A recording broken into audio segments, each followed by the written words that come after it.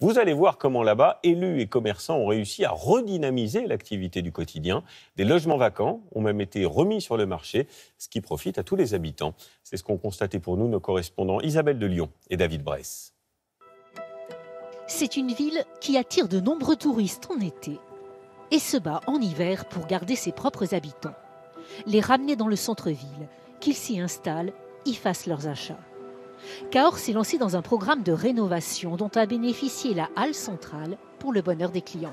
À l'époque, je ne venais pas régulièrement et là maintenant, j'ai cette envie de venir spécialement ici, boire mon café, le contexte, c'est superbe. J'y viens tous les jours, j'habite à côté, c'est un des endroits où je me déplace le plus. Les commerçants, eux aussi, en tirent les bénéfices. C'est vrai que ça a beaucoup aidé, moi je pense.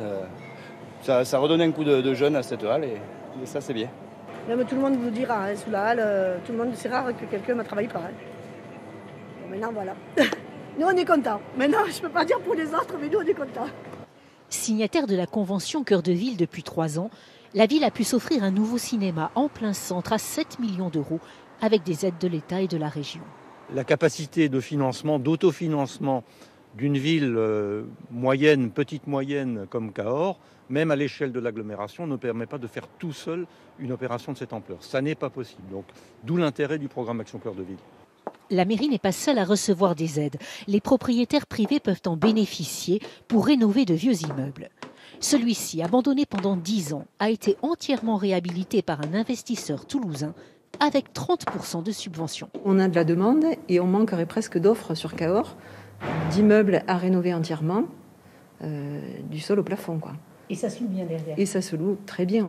Chloé Samarquis s'est installée au 4e étage pour être au plus près de ses amis. Pour ma part, en tout cas, à part pour aller au boulot, je prends jamais la voiture.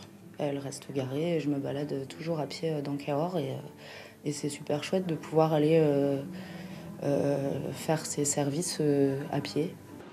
Déjà 800 logements ont été ainsi rénovés et reloués.